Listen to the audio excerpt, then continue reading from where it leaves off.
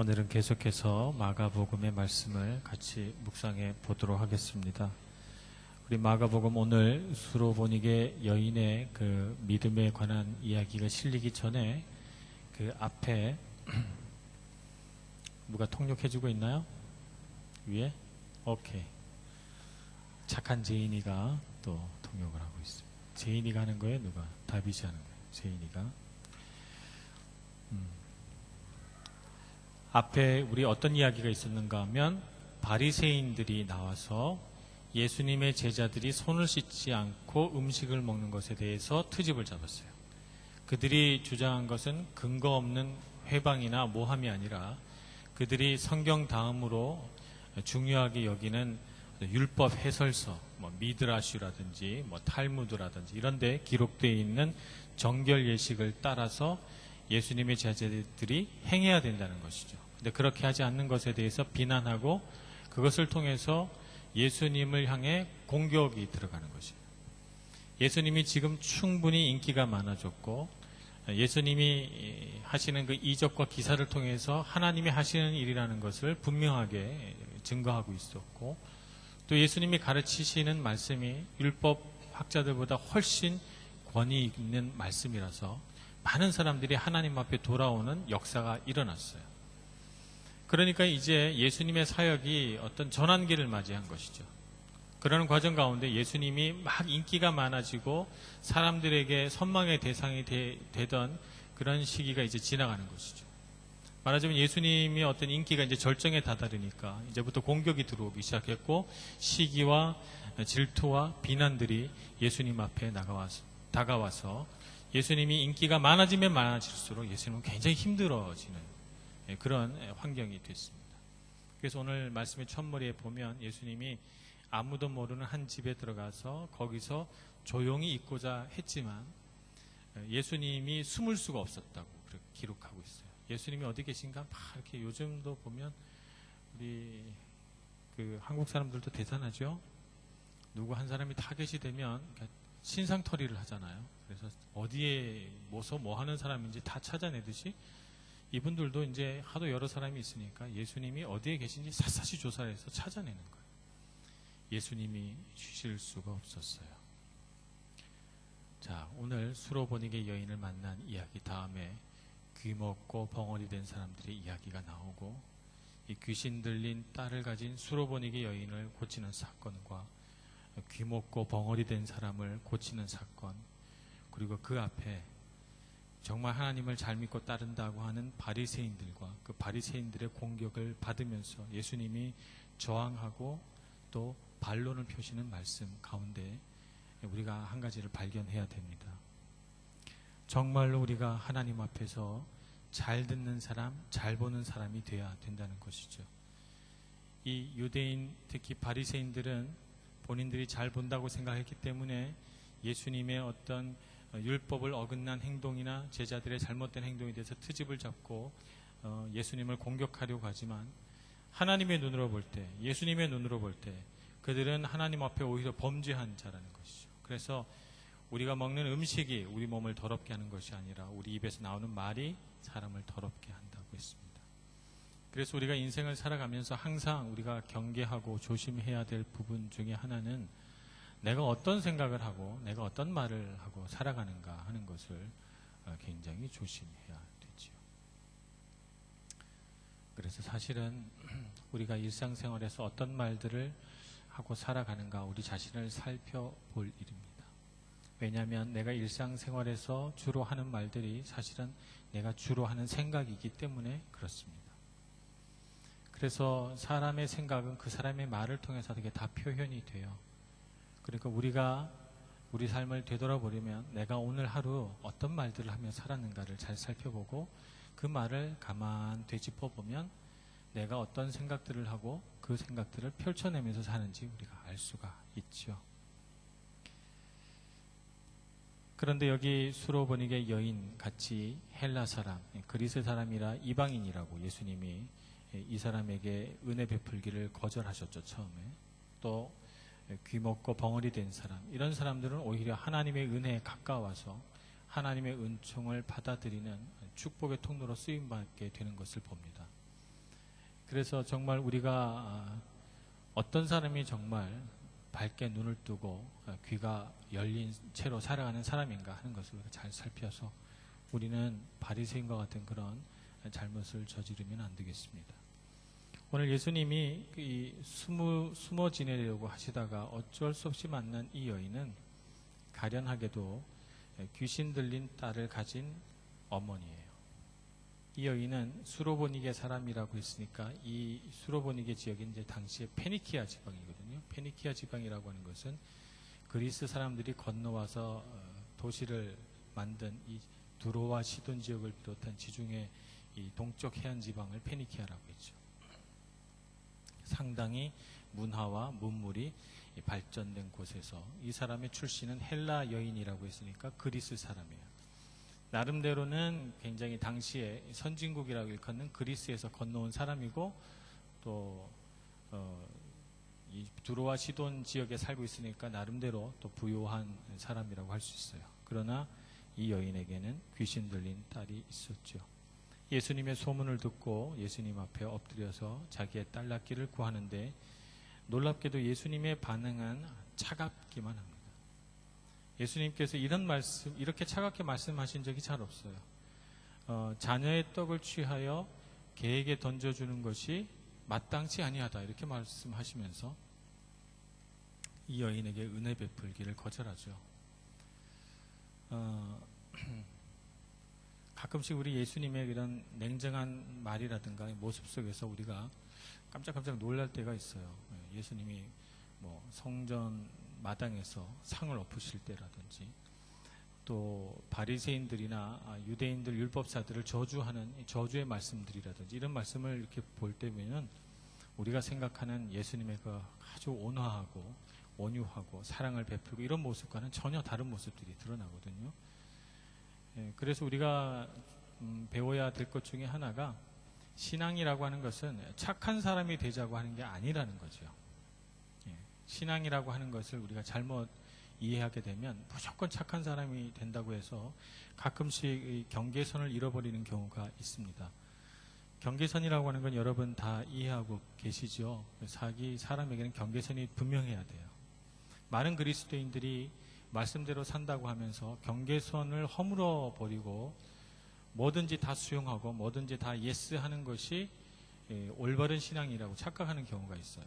그러나 경계선을 세우는 것은 대단히 중요합니다. 예수님께서 지금 이 여인에게 하신 행동은 경계선을 세우는 것이죠. 그래서 내가 먼저 하나님의 그 자녀된 이스라엘 백성들에게 보냄을 받았으니 내가 이들에게 먼저 은혜를 베푸는 것이 마땅하다 이렇게 이야기를 하는 것이죠. 이게 예수님이 갖고 있는 경계선이고 이건 굉장히 건강한 의식입니다. 우리가 살아가면서 예수님처럼 믿음 생활을 할 때에는 경계선을 반드시 세워야 돼요. 그래서 내가 할 수 없는 일에 대해서는 no 할 줄 알아야 되고 내가 하고자 하는 일에 대해서는 분명하게 내가 할 수 있는 일은 yes를 해줄 수 있어야 돼요. 많은 그리스도인들이 교회 안에서나 가정 안에서나 뭔가 착하게 살아야 된다고 하는 어떤 그런 부담감 속에서 yes도 no도 잘 못하는 그리스도인으로 성장합니다. 그래서 자기의 분명한 의사표현을 못해요. 거기에 문제가 생기는 것이죠. 그래서 우리가 yes나 no를 분명하게 하는 것은 어떤 유익이 있는가 하면 자신이 하는 말에 대해서 분명하게 책임을 질 수 있다는 것이죠. yes나 no를 안 하고 이런 것들을 다른 사람의 결정에 유보를 시키면 일단 나에게 책임이 돌아오지 않아요. 뭐 예를 들자면 이런 것이죠. 제가 교회에 이런 봉사 좀 해주시겠어요? 이렇게 요청했을 때 거기에 대해서 예스도 노도 요청하지 않고 목사님이 그렇게 말씀하시니까 순종할게요. 뭐 이렇게 반응을 하면 거기에 대해서 결정한 건 저기 때문에 책임을 누가 지는가 하면 제가 지는 거예요. 그리고 그것을 받아들여서 봉사하는 사람은 제가 시키니까 할 수 없이 일하는 사람이 되는 거죠. 본인은 일을 잘하거나 못하거나 책임이 없어요. 이렇게 되는 경우가 많이 있다는 것이죠. 이런 태도를 가지면 세상에 나가서도 그리스도인의 향기를 드러내야 될 때 향기가 드러나지 않아요. 계속해서 다른 사람들이 결정을 하게 하고 다른 사람이 책임을 지게 하고 나는 거기에서 계속적으로 요리조리 빠져다니기만 하면서 나는 예도 안 해주고 노도 안 해주는 거죠. 예스도 노도 안 해주는 것이죠. 이렇게 하면 책임감 있는 삶을 살아갈 수가 없게 되는 것이죠. 그래서 분명하게 자기의 삶의 경계선을 지어서 예스인지 논지를 분명하게 해줘야 됩니다. 그래서 때로는 그리스도인들이 노를 하는 것도 아름다워요. 할 수 없는 것에 대해서 노를 하고 또 그것에 대해서 그리스도인들이 그냥 이렇게 뭐라고 할까요? 좋게 받아들여 줘야 돼요. 아, 당신이 노를 했으니까 존중합니다. 이렇게 되는데 잘못된 순종을 배운 그리스도인들은 무조건 노를 하면 안 된다고 생각하는 것이죠. 그래서 마음속으로는 노인데 입술로는 예스를 해놓고 몸으로는 결국에는 노를 해버리는 거죠. 일을 제대로 안 하는 거죠. 그렇게 되면 이건 거짓 헌신입니다. 예수님이 예화를 든 그 말씀에도 등장하죠. 어떤 아버지가 아들에게 일을 시켰어요. 그랬더니 큰아들이, 작은 아들인지 큰 아들인지 잘 기억이 안 나는데 큰아들이 말씀을 듣고 못하겠습니다 하고 거절했어요. 그리고 돌아가다가 생각을 해보니까 아버님 말씀을 거절한 게 마음에 걸렸어요. 그래서 돌아가서 그 일을 합니다. 어떤 아들은 아버지가 일을 해달라고 요청을 하니까 그 즉시로는 예를 대답하지만 그러나 돌아서서는 아버지의 명령을 거역하죠. 우리가 교회 안에서 내 마음의 생각과 내가 겉으로 표현되는 말을 정확하게 일치시킬 필요가 있어요. 내가 마음에 할 수 없다고 생각이 되면 그 부분에 대해서 솔직하고 정확하게 얘기하는 것이 정말 중요합니다. 그리고 그것을 받아들이는 사람은 또 그것에 대해서 존중하는 마음을 가져야 되겠죠.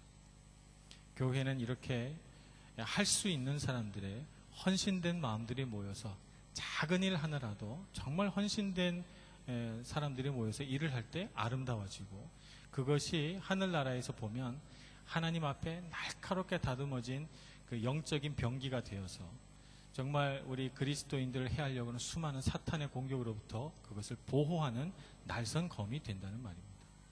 근데 많은 그런 그리스도인들이 그렇게 하지 못하고 마음으로 불순종하는데 입술로는 순종하겠다고 말해놓고 결국에는 일의 결과를 보면 불순종한 거나 다름없는 결과들을 갖게 되기 때문에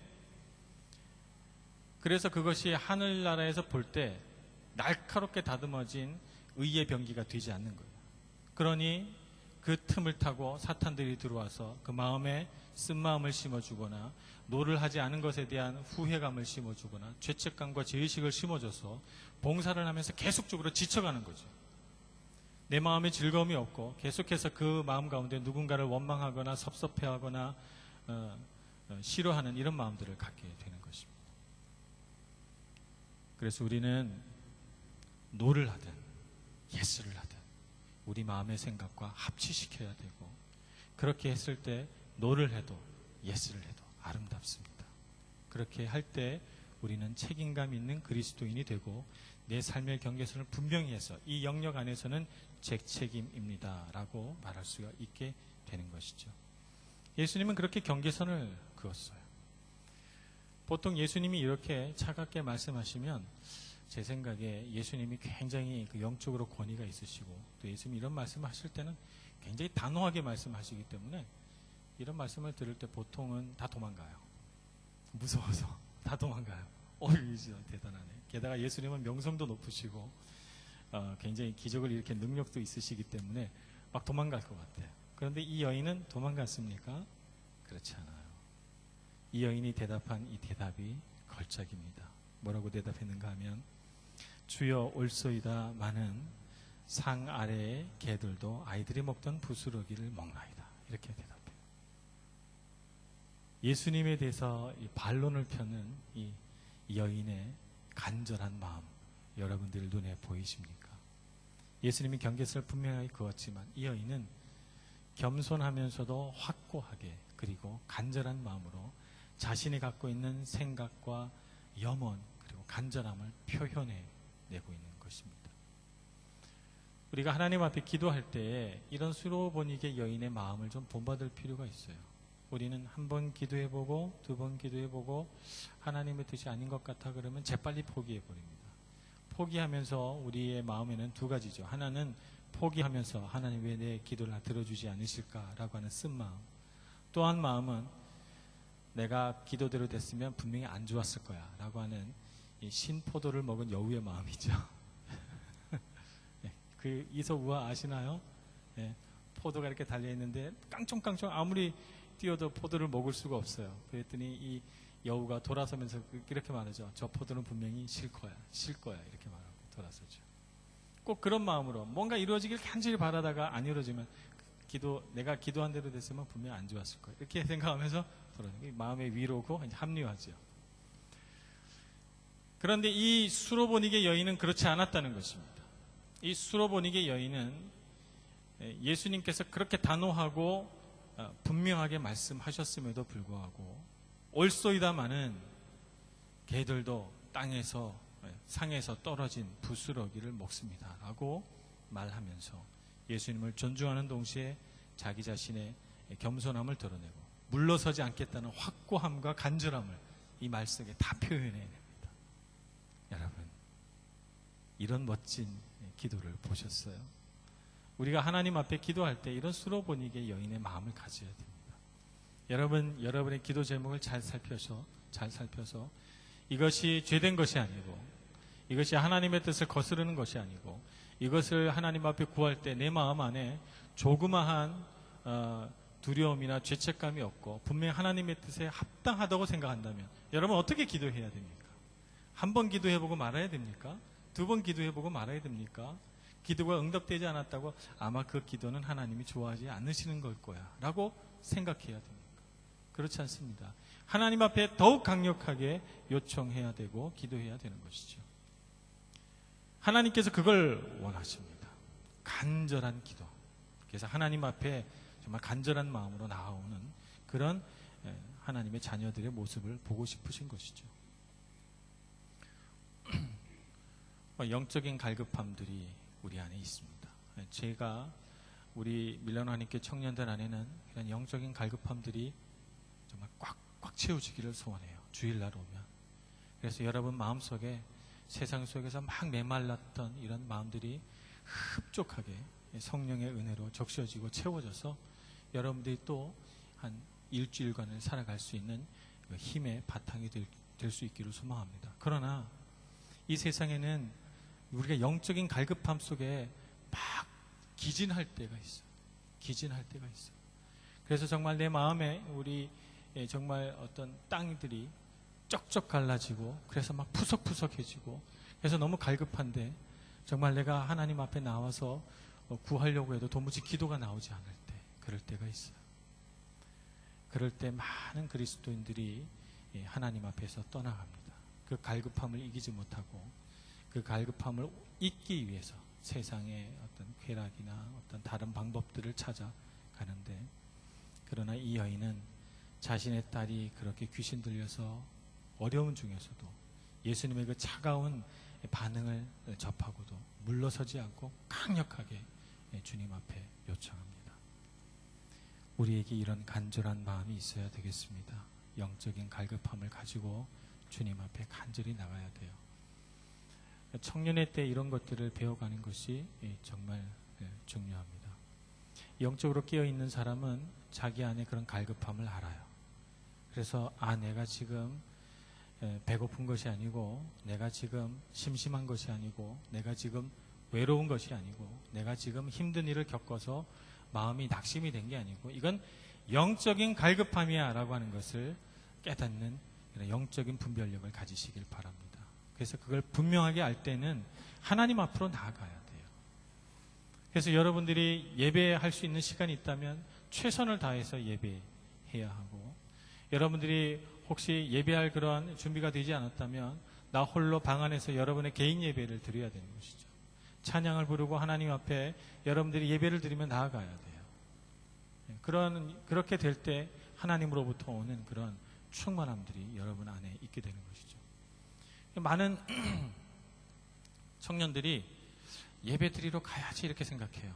수요일이든 토요일이든 주일이든 오늘 예배 드리러 갔으면 좋겠는데 굉장히 갈급하다 이렇게 생각을 하는데 그와 동시에 예배를 드리지 않고 다른 것을 했을 때 어떤 유익들도 이렇게 눈에 들어오죠.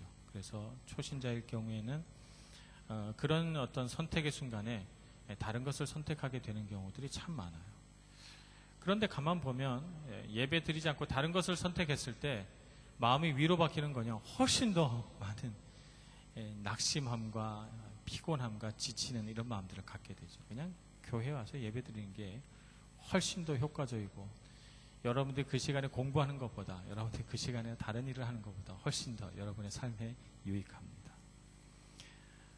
우리가 집에 홀로 있을 때 내가 개인 예배를 드리는 것처럼 정말 파워 있는 예배가 없어요.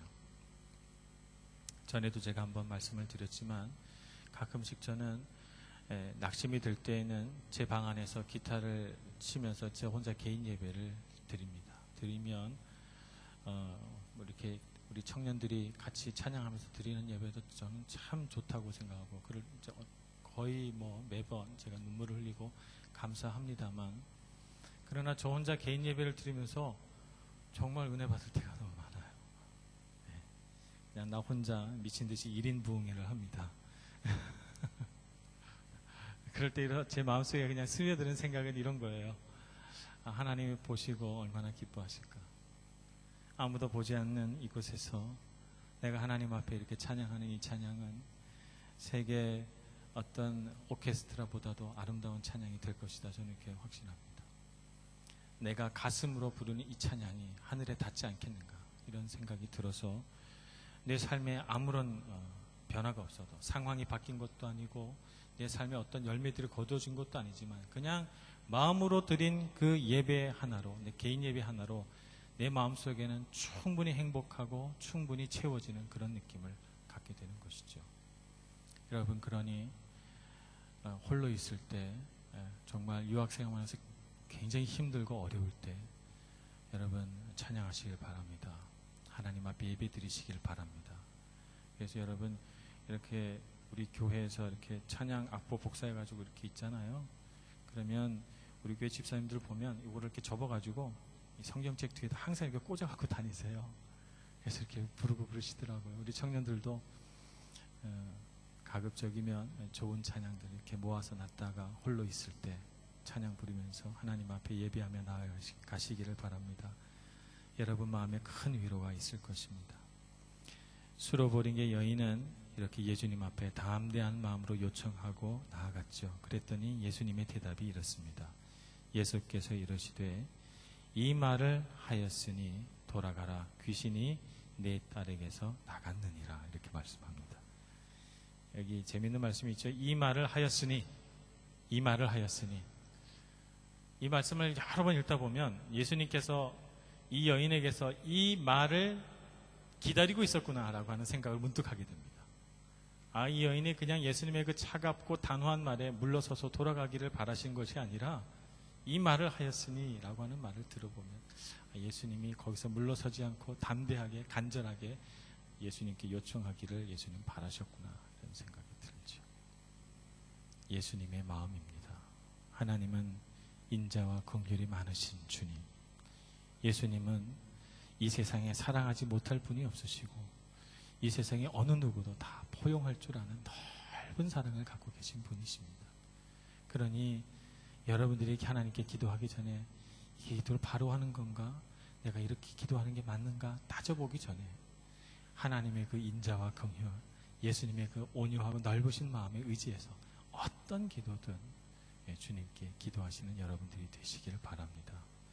예수님은 이 여인의 소원을 들어주셨어요. 그리고 가라 내 딸이 나았느니라 이렇게 말하죠. 이 여인이 약간 저처럼 뭐라 그럴까요? 집착하는 여인이었다면 예수님 제 딸이 나았다고요? 어떻게 확신하세요? 저랑 좀 같이 가셔야 되겠는데요. 뭐 이렇게 예수님을 이렇게 뭐라 그럴까 괴롭게 했을 수도 있어요. 그런데 이 여인은 어떻게 하죠? 이 여인은 마지막 우리 본문 말씀을 보면 여자가 집에 돌아가 본즉 아이가 침상에 누웠고 귀신이 나갔더라 그랬어요. 이 여인은 예수님이 딱 말씀하시자마자 어떻게 한 거예요? 네 고맙습니다. 그리고 돌아간 거죠. 이런 것이 순종입니다. 순종은 말을 잘 듣는 게 순종이 아니고요. 말을 잘 듣는 게 순종이 아니고 믿음이 순종이에요. 믿음이 순종. 하나님이 그렇게 하시기로 하셨다면 그렇게 될 것입니다 라고 믿는 것이 순종. 그래서 설령 내 머리로 이해가 되지 않고 내가 동의가 되지 않아도, 그러나 하나님이 하시면 내가 이해되지 않는 그 일도, 내가 마음으로 동의되지 않은 그 일도 분명 하나님의 역사가 일어나 내 삶에 유익을 가져올 줄로 제가 믿습니다 라고 하는 것이 순종이죠. 그래서 순종하며 나아가는 사람에게는 기적이 일어납니다. 그래서 순종은 믿음이고 순종은 능력이에요. 그걸 아는 사람이 순종을 바로 배운 사람이죠.